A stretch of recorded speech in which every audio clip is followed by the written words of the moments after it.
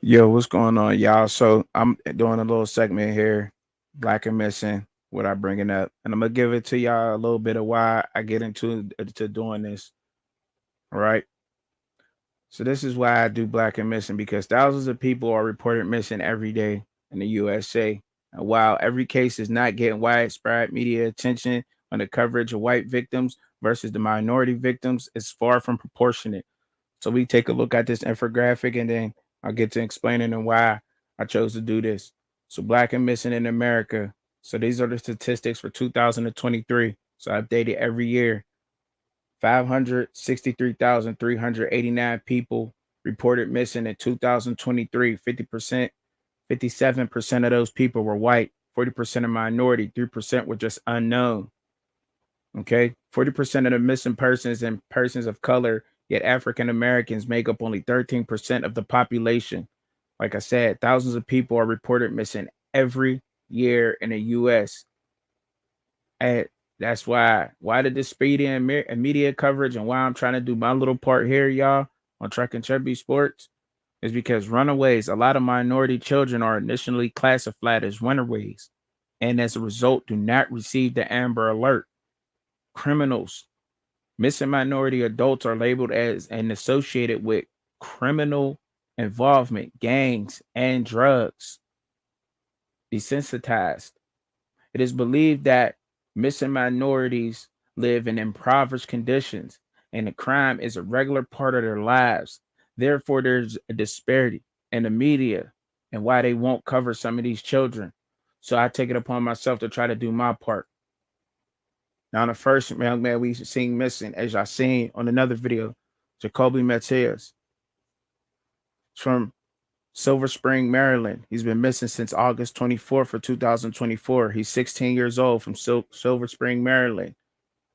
Male, black, medium complexion, about 5'6", 146 pounds. Hair color is black. Hair length short, look like short dreadlocks there. Eye color is brown. Location last seen Trebekely was last seen on Saturday, August 24th of 2024, approximately at 3 p.m. in the 2000 block of Treetop Lane in Silver Spring, Maryland. Now, anyone with any information, please contact the Montgomery County Police Department at 301-279-8000, or you can contact BAMFI at 877-97 BAMFI. The next one we have up here is this young woman here as on the screen right now, Madeline Doe's, missing from Houston, Texas. Her missing date was August 25th, 2024. She's 16 years old from Houston, Texas. Female, black, light complected. She stands 5'2", 115 pounds. Hair color is black, long. Her eye color is brown. Location last seen. Madeline was last seen on August 25th in the 7700 block of Heroin Lanes Drive at 5:55 p.m. Circumstances of disappearance. Her family says Madeline had been reprimanded by her father. Her father left the house to go pick up one of Madeline's older siblings from work, and when he came back, she was gone. The family says the front door was left open, and another sibling said who was at the home did not know Madeline had left. So anyone with any information, please contact the Harris County Sheriff's Department at 281-537-9492 regarding Madeline Doe's or BMFI 877-97 BAMFI. Now, every week I will have to put two different individuals all week long. Will follow up until somebody tells me that they were found, however that goes. But we want to make sure that no matter your religion, creed, color, please put this family and these children in your prayers. Send good vibes their way. That's all I actually do. Thank y'all for tuning in. And thank y'all for giving me a little bit of y'all time. Have a good day. Stats up. Hold up. I got them right here. Let me pull the stats up so you can follow the stats of this West Virginia game because Garrett Green, I talked about Garrett Green being a good quarterback. He is a good quarterback. He is. He's a good dual threat quarterback, athletic as ever. That white boy will take off on you. Think that white boy can't run? And I'm telling you, go see him on the field, and you'll see how busy Garrett Green and give it to you. Penn State took that away because their linebackers is like that. They linebackers is like that. That's why Penn State was able to take that away. They like, granted, they still didn't really do like. Look, they held. Listen, y'all, they held West Virginia, a running football team, under 100 yards rushing. This team is really like that, y'all. They had 200. They had 230 yards almost rushing, almost 230 yards rushing, and they had 230 yards passing. The perfect balanced game. Perfect on fourth down. It was a rainy game. They took care of the ball for the most part, right? For the most part. I mean, you got a fumble, one fumble loss. It was a wet, nasty game in West Virginia. It was. It was just nasty. It was delayed and everything with the rain.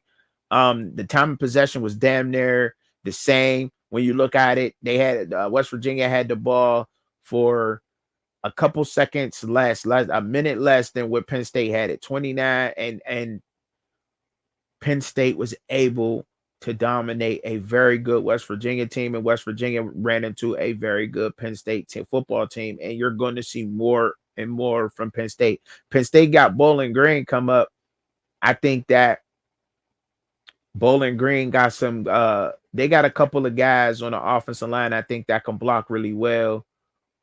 I got to looking at them, Shad, from the. I was watching one of the morning shows upon ESPN or something like that. I think it was Get Up with Greeny, and Jeff Saturday had brought his pancake show. It was a clip of his pancakes, and Bowling Green was up on there throwing pancakes. So when I seen that, I said, "Well, let me go check out this team and look at this offensive line and see what they do." They actually got some big guys in the trenches. Bowling Green actually got a couple of guys in the trenches that can get it done. They got a big, nice running back. But that's largely what they have. Bowling Green is running. It's another running team. So if Penn State holds them under 100 yards rushing, then we'll really know how the trenches is led by Abdul Carter and how them linebackers is playing over there for James Franklin and that Penn State team.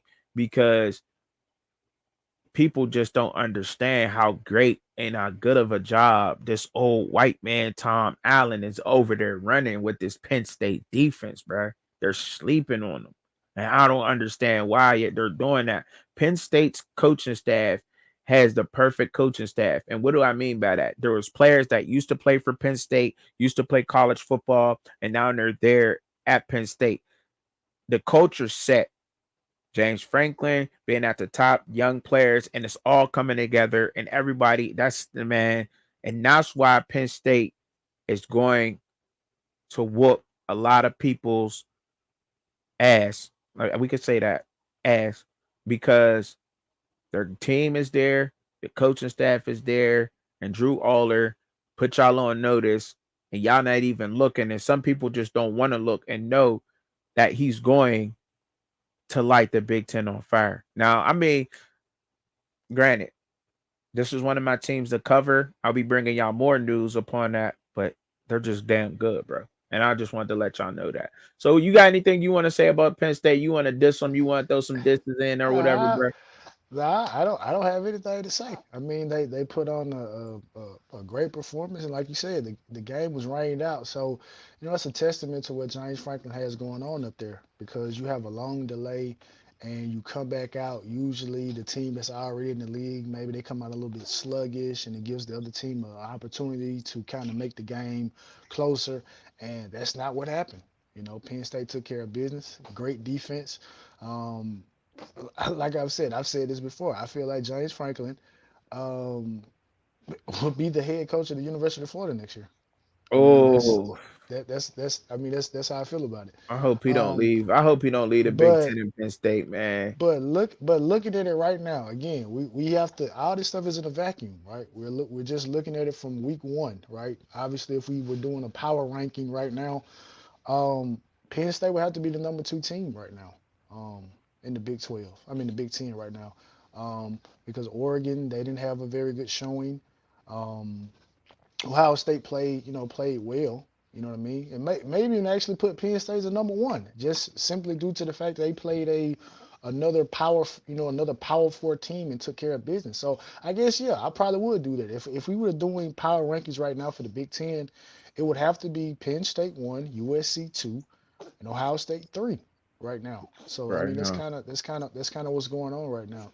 But Yeah. right now Penn State probably again after 1 week may actually be the best team in the Big Ten right now. Obviously they have to continue to do it. They're gonna have the schedule to do it, and obviously most people have already pegged that the Big Ten championship game will be between Ohio State and Oregon. But again, if Drew Aller is able to finally come into the potential that many people had for him,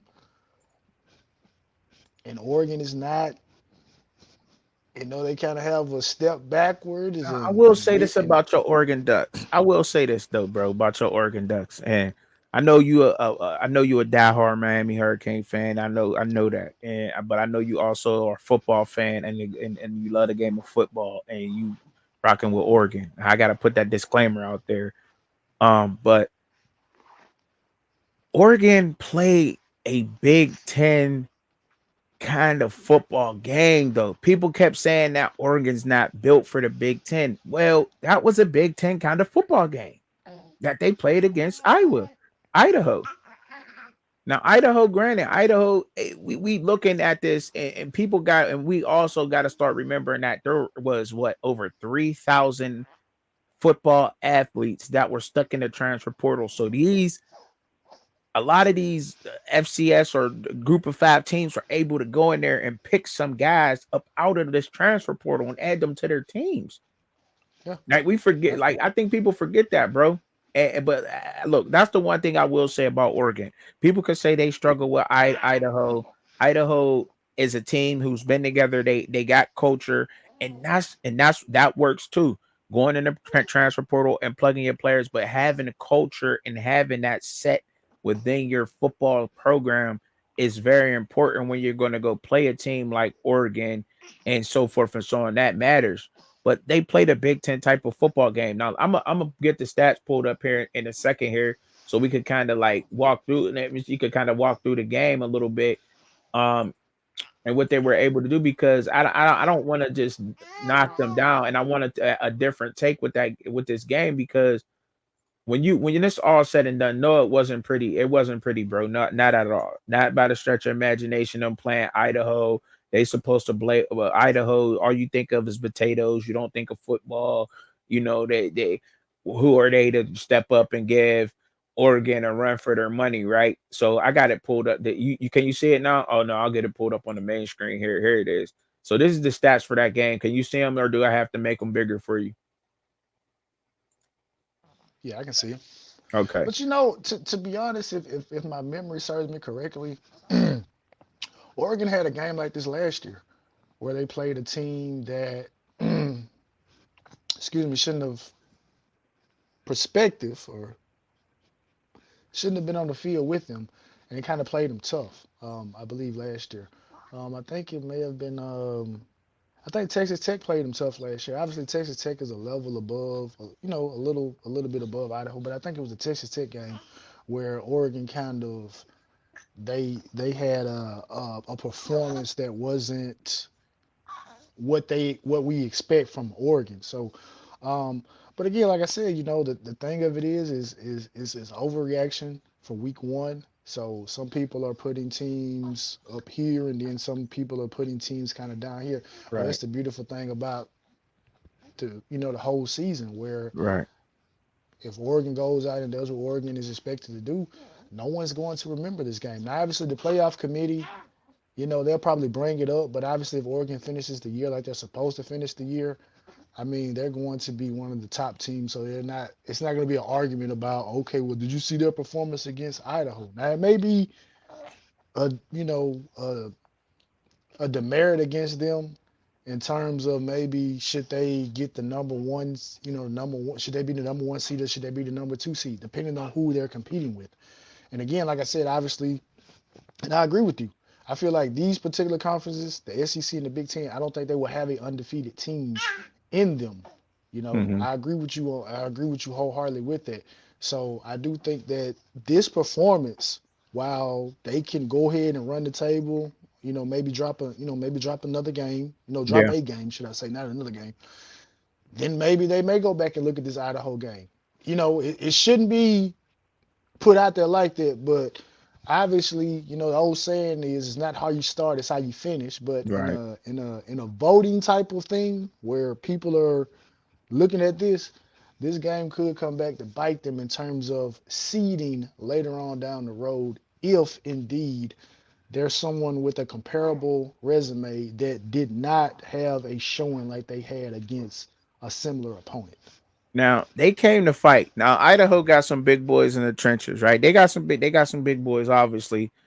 And Oregon was kind of patched together a little bit. They got some new pieces moving around in there. So and they're still getting acclimated to the system. But the reason why I said this was like a Big Ten type of game is because we're used to seeing Oregon go out there and those 380 yards that Dylan Gabriel threw for, there's 5 touchdowns to go with that, right? That's what we're used to seeing Oregon do. But this is why I like when we look at team stats compared to the like when you look at that, because this is the most statistical side that matters in a football game, and it matters to the coaches and it matters to opponents, right? When you look at this type of thing, to me, in my opinion, because they played a yeah, Idaho played them tough, and that's no, and I think Idaho should go on to have a very good season the way that they played Oregon tough. They gave them everything they ran for. Oregon was still able to hold them under 50 yards rushing. I mean, 49, they got 50, so we'll say under 100. Damn near that's not too bad, you know. They held them to 10 first downs the whole game. Oregon had 31. Third down efficiency, Oregon had Idaho down to only they only converted 2 out of their 12 times. That's fourth down efficiency. They went for it one time, they didn't make it. Oregon went for it 3 times and they didn't make it twice. Um, Not cool, but and they had 8 penalties. They got to clean up that part of the game. The 8 penalties for 60 yards. They damn near gave them over half half of a football field in penalty yards that came to bite them. They got to have a more disciplined game. I will say that.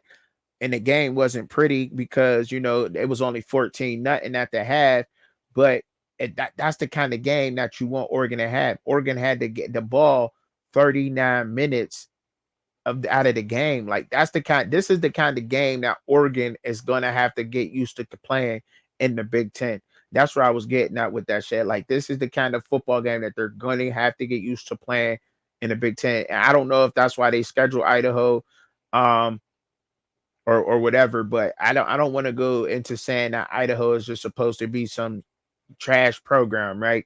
Because I can look up what see what they did last year easily by clicking on their name, and we can kind of look at what they did last year. But they did not score on Oregon the first half. Oregon had a 14 nothing at halftime. Although Vegas had it to be a blowout, I think that's a win for the coaches, right? They lost the third quarter, obviously, on the box score, and then they put up two more. They put up 10 more points in the fourth quarter, so they only scored 10 points in the second half. It was a tough fight game, man. It was a tough game for Oregon, and they got to get used to playing them type of games in the Big Ten. But I wanted to see what Idaho actually would look like last year, so we'll kind of scroll through. They lost to Albany. I don't know. They smashed Iowa State. They lost to Weber State. I don't know what their record was last year. I don't want to go in and looking. I just kind of want to see that. Montana was really good. That's a really good team, and they lost. But let's just say this: that whole Idaho, Montana, North Dakota State University, South Dakota State, North Dakota, South Dakota, those teams got to be some decent football teams, or just credit to that little conference or that division of football. But yeah, man, they play Oregon tough, man, and I respect that, man. And they gonna have to Oregon gonna have to play a lot more of these tougher type of games, and that's my point where I would take it getting that's what I took away from that game and how they were able to do that. Now, I don't know. Did we discuss that SC game? Well, I mean, we ain't got to talk about that, but I do want to talk about this with you because we didn't ever talk about it before we get on up out of here.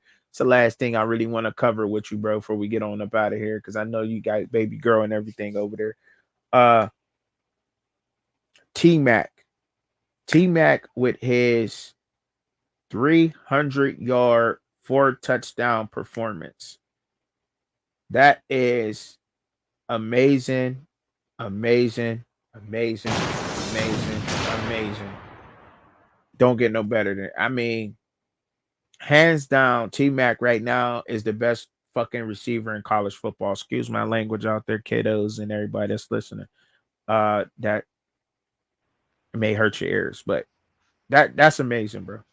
I don't care what Yeah, team you're playing, what day. Oh, it don't matter. 300 yards, 4 touchdowns. That's it's NCAA. crazy. That's video game numbers, bro. Yeah, it is. I mean, it's crazy. To me, kind of looking at the phenomena of T Mac and Fafita last year, under the tutelage of what's his name? I'm supposed to know his name because he was at Miami. What was the head coach there? Jed Fish. You Okay. would think that there would be somewhat of a kind of a drop off because you got a new coach. Probably kind of maybe running the same system, but obviously you have to, new plays, things like that. But they just hit the ground running, or should I say throwing? I think that's a better term to use. They hit the ground throwing. We we joked about this when I called you earlier. I said Mm-hmm. T-Back saw the love Travis Hunter was getting and all of this. Oh, was Travis Hunter the best receiver in college football? And T Mac probably texts, Noah like, hey, they must have forgot. They must have forgot. They must have forgot. Oh, they thought, they thought that this was a fluke. Right. Oh no, this the real thing. You know what I mean? So I mean, again, they're in the Big 12, man, and again, like I said, man, like this may be the most competitive conference in college football because again, like I say, maybe it's an overreaction in week one, but we kind of already pegged our 3 or 4 teams that we thought were going to be there, and Arizona wasn't one of the ones that we was like, okay, well, it is. But if you're telling me that Noah Fafita and T Mac are gonna, be good for 375 through the air. T Mac with a touchdown and a half average over, the duration of the year. Man, you got to come see these people, man. Man, you got to. You You got to got come. to. I mean, you got to come see these people because they're going to put so much. Because again, one of the things that we can highlight about the Big 12 and the change, because it's so interesting to look how the SEC has changed and how the Big 12 has changed. The Big 12 was the fun and gun conference for the longest, and the SEC was the all right, we're gonna run the ball. Now that has switched. So now you insert Arizona that's gonna put so much pressure on your team that we're going to make y'all go back to playing old Big 12 football. Mm-hmm. So we're gonna Mm-hmm. so it's gonna be interesting to see how this season goes for Arizona because again, I'm sitting up here fantasy. The opponent that I was playing against, Noah Fafita. He had Noah Fafita. I was thinking Dylan Gabriel was going to have a better game, so I said, okay, that was going to offset what Noah Mm-hmm. Fafita did, and then I had Kyron Lacey that was going to play Yeah. Monday, so I said I was going to pull this game out. And next thing I know, I'm just kind of, I'm looking because I'm checking. I'm like, 1 touchdown, 2 touchdowns, 3 touchdowns, 4 touchdowns. And I'm like, is he spreading it around? So I go to the box score. Oh no, he's throwing it to his guy. T Mac. So I'm like, T Mac. All T yeah, Mac.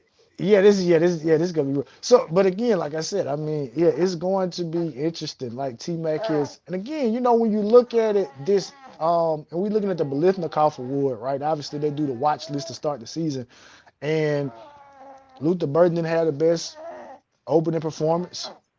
T Mac obviously is right where he's at. Um, Travis Hunter, did what he did. So again, like I said, it's gonna be Don't interesting to forget see about how Jimmy this Horn. Jimmy Horn had almost 200. He had Jimmy 200. had. Yeah. So like I said, it's gonna be interesting to see how this unfolds. But I mean, yeah, but like I said, if Arizona can average that from their top two guys throughout the duration of the season, they're gonna make this Big 12 race very, very interesting because there's gonna be a lot of pressure put on their opponents to match this. Now, why didn't they fall 61 off? points. 61, bruh. 61, bruh. 61, bruh. 61 points, bruh, in the football game, bruh. That's what I'm saying. Hey, Shad, that's what I'm talking about, Shad. 61 points in the damn game, bruh. You can't. Wow. Wow, wow, wow. That's all I gotta say is wow, bro. You can't get no better than 61 points, bro.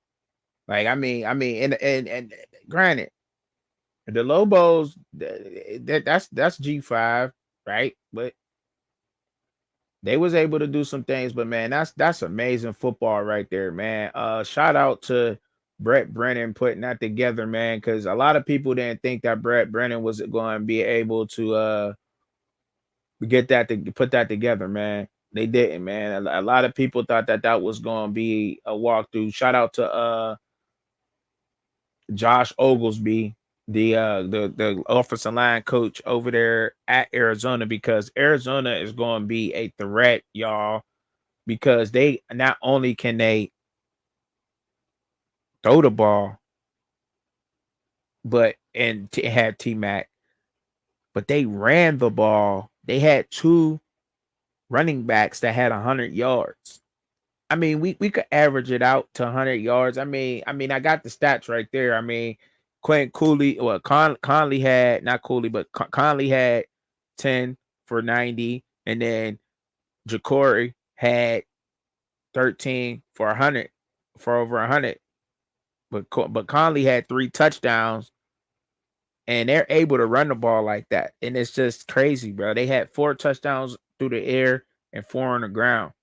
What are we talking about with Arizona? What step back did they take? I don't know if they. I don't know if they did. Shad. Shad. I don't. Hey, bro. I don't know if Arizona took a step back. I mean, I when don't you got a know. quarterback like that, and he's showing that last year wasn't just I just snuck up on I just snuck up on people you didn't know what to expect from me, and he comes back first game and makes this type of reintroducing himself to college football again. Then yeah, I mean it's going to be interesting. Like I said, and they're in again. Again, I'm going to say it, the most competitive conference in college football this year, the Yeah, Big 12. man. They So got a lot of whoever talent. wins, whoever wins that conference, man, you had to go through some things to win it. You know what I mean? Mm-hmm. Because you got to be versatile. Because you got teams that can pass it, Arizona, Colorado. You got teams that's gonna run the ball, Kansas, Oklahoma State, West Virginia.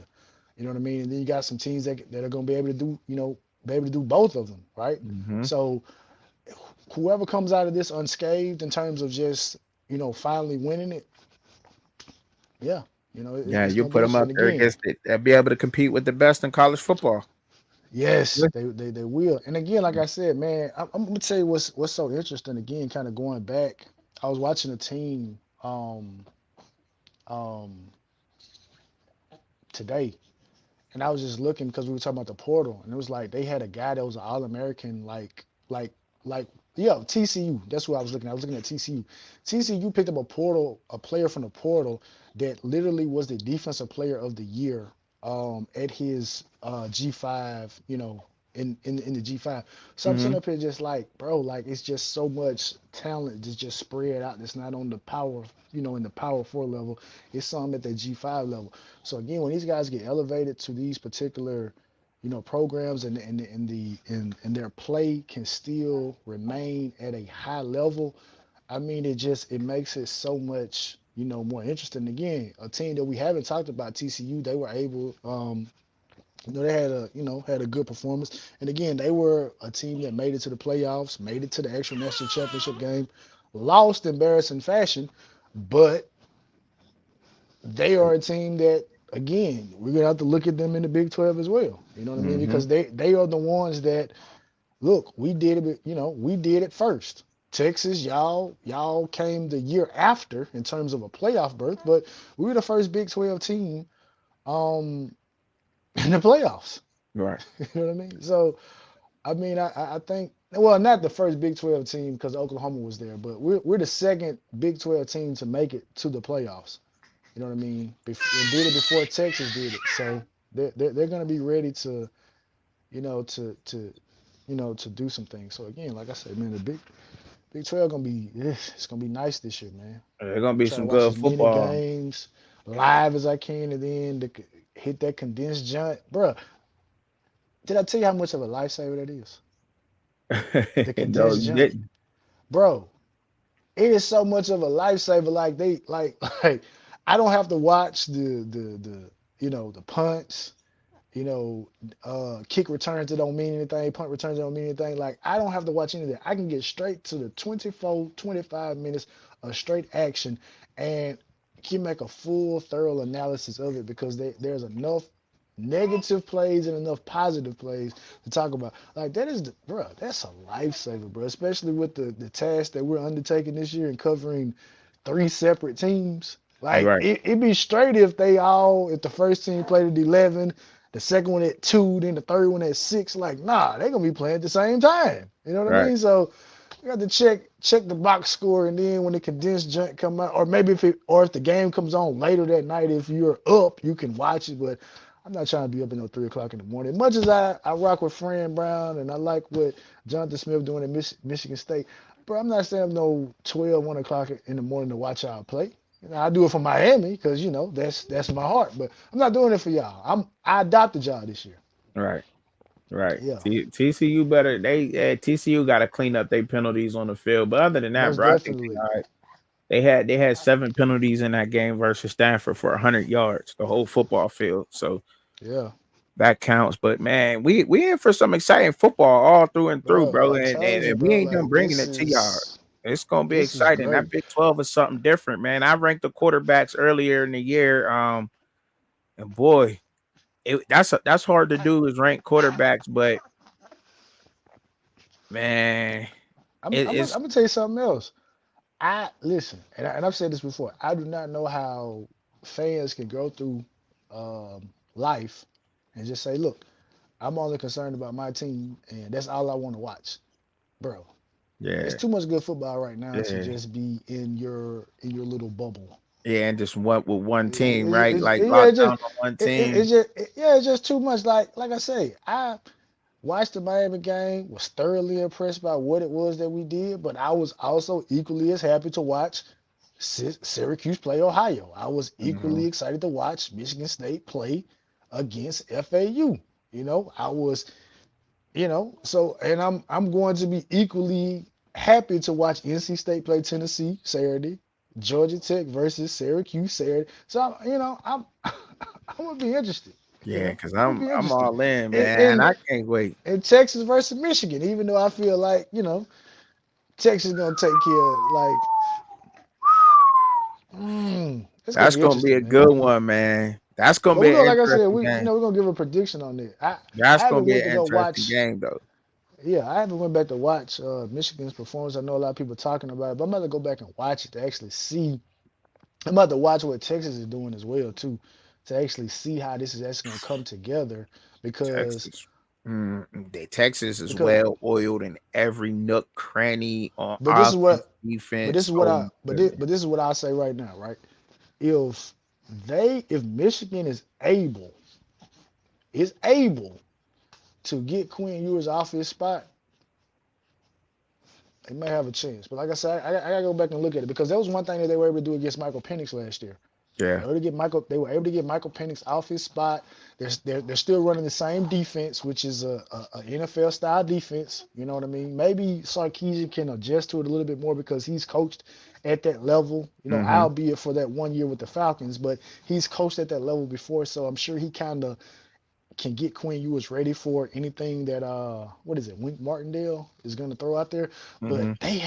But you can get them ready for it, but it's going to take the entire village. Like they still got a nasty defensive line. Will Johnson is still Will Johnson.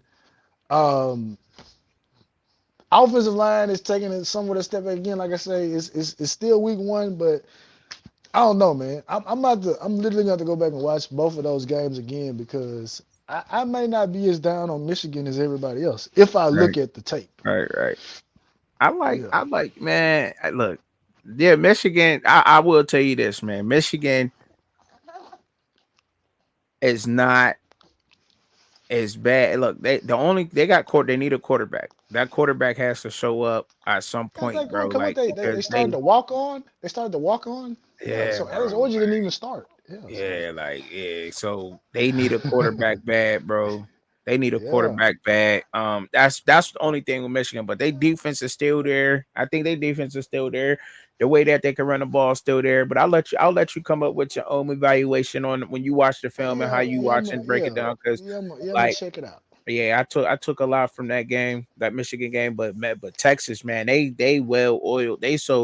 They came out so well oiled against the disciplined Colorado State game, man, team that and Colorado State, I took something for that game too. I took something from that game. I paid attention to what they were doing and what they were able to do versus Texas. But Texas just well oiled, man. Well oiled. All through every aspect of the game a little bit. I have to look at it in depth to actually find something that I think that they could work on a little bit better. I mean, a quarterback play, obviously. Quentin Ewers gotta settle in a little bit. You know what I'm saying? Get him settled in a little bit earlier, like you said, get him off his mark. But I think that's what a lot of college quarterbacks. Cause what they're going. The game is in Texas or the game is in Ann Arbor. I think it's in Ann Arbor. See that? See that? See now that's going to be something too. I think it's If in Ann Texas is Arbor, if I'm not if Texas mistaken, is bro. coming to Ann Arbor, that's going to be interesting because that's going to be Yeah, wild. it is. It is going to be interesting because, yeah, yep, Texas is going It's up to Ann Arbor. Yes, sir. oh, so yeah, that yeah that That changes things. that changes it, that Yeah, changes a little bit. But like I said, I'm gonna watch it, but yeah. Because that's when you gonna go to the change. big house, things is different up there. I mean, when you got a whole bunch of your fans cheering for you, 100,000, but when 100,000 is going against you, may change things. That Yeah, weather, some of that weather for some of especially them guys. with the new helmet situation. So it Hmm. kind of makes, which I mean, maybe Sark. I haven't watched them. I don't know if they still using the little cards and stuff because kind of maybe if you're using the cards and the signals and stuff like that, Yeah, it probably still kind of helps in those environments. But if you strictly on the helmet, it can't get loud up there. You that's a know. fact. That's a fact. The Miami and Florida, man. Miami look good, bro. Y'all look good, Chad. I ain't gonna lie, bro. Y'all look real Hey, but damn good. what I'm gonna say? Yeah, we look good, but I'm gonna tell you this. This how you're supposed to look when you're playing a team that has characteristics of a bad team. I'm not gonna Hmm. say Florida's a bad team. I'm Yeah, not gonna cast them off as a bad team week one, yeah, but they have a lot of characteristics that say that they are a bad team. But I didn't yeah. see a couple more games, right? Yeah. There were two roughing the passer calls that were just simply like y'all not trying, y'all don't care. You know what I mean? Like there was that. A lot of their guys just being undisciplined, being GDIs, not staying in rushing lanes, and some blown coverages. And kudos to Cam Ward for making them pay for every single mistake that they made. And that's what you're supposed to do.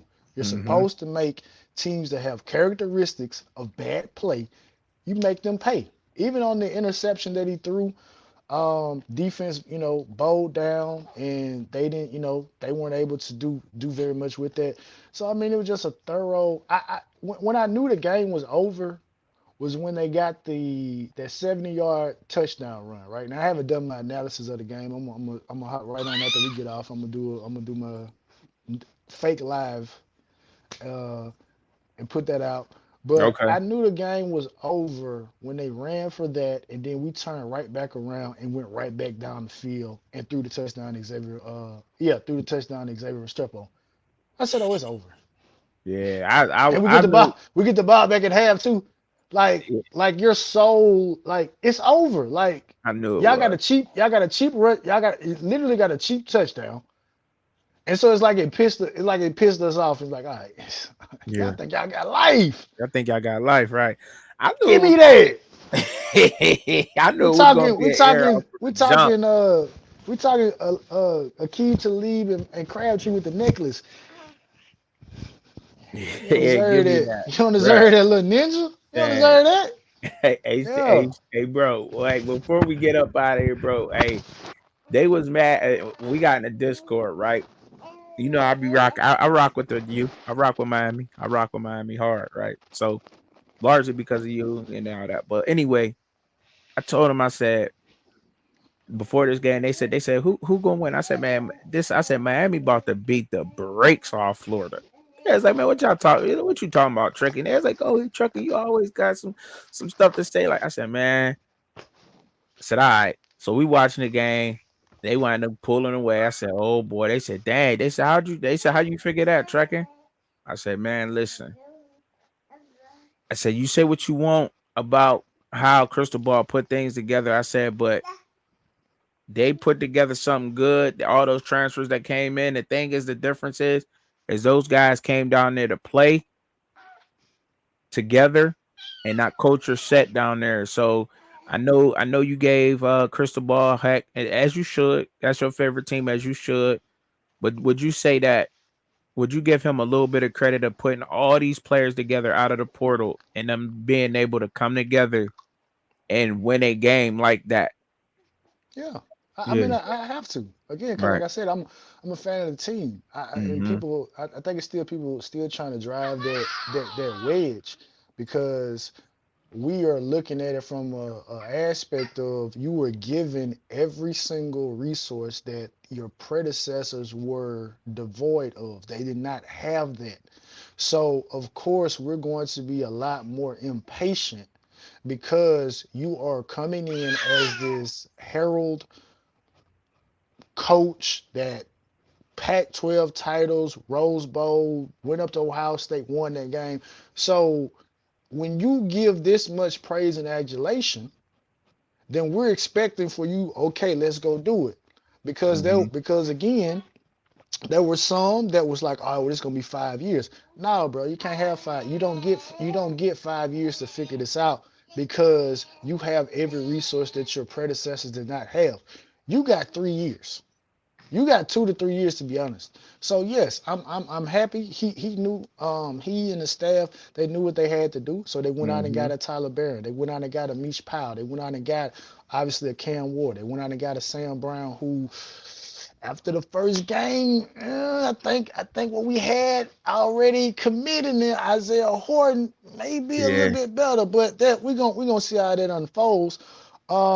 And the same thing goes for my absolute favorite defensive player on the team, Jaden Harris, who again many do not know is probably the second fastest player on the entire team. So a Mm. lot is made about getting Chris Johnson in the game, but I feel equally as well about getting Jaden Harris in the game because literally the second fastest player on the team, and he's on the defensive side of the ball. So he needs to be there. So yeah. I'm happy because Cristobal, this is what you're supposed to do.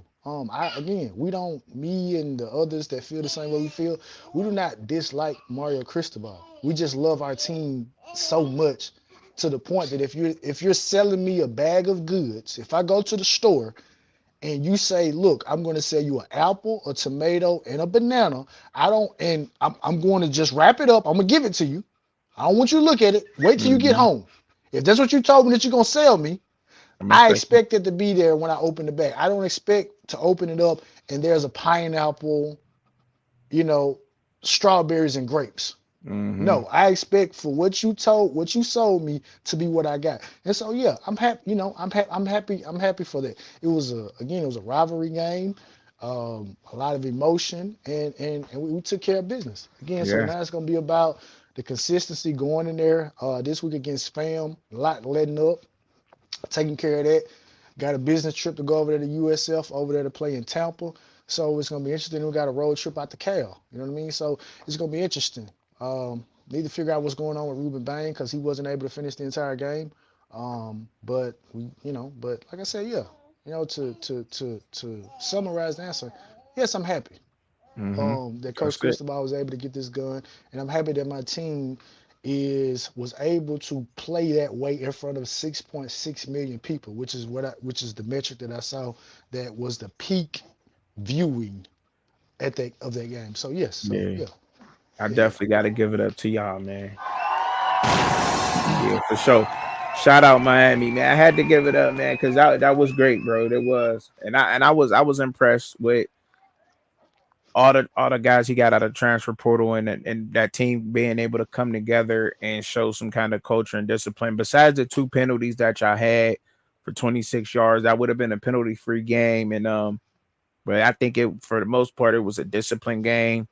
And not that, and I was looking for that to happen too a little bit, to see some of that those mishaps, undisciplined and all that. I wanted to see that to kind of judge off of that because one of my teams is very undisciplined in the area, and I was looking for that, but I didn't see that out of Miami. I seen them come together, man. And as long as y'all keep it together, man, hey, y'all got a nice start, man. Miami starting out. I don't want to say these is walkthrough games because y'all got to keep the same intensity up, man. Versus FAMU and Ball State. You know what I'm saying? Keep the same thing going, and I don't see nobody messing with Miami, but scoring 41 points in a game against Florida, man, y'all, man, forget about it. Forget about it, y'all, with Miami, man. But hey, yo, thank y'all for kicking it with us, man. Y'all know how we give it up out here, man. Appreciate you, bro, coming through, man. Appreciate it early up in the week. Yes, sir. Y'all know how we giving it up. Peace. Wanna see Truck and Chubby live and co-host Shad? Tune in at Fans Point of View, Saturday, 6:30 p.m. Eastern Standard Time, 3:30 p.m. Pacific Time. But in the meantime, in between time, enjoy the content. Don't forget to hit your notification bell for all updates. Thank you for watching.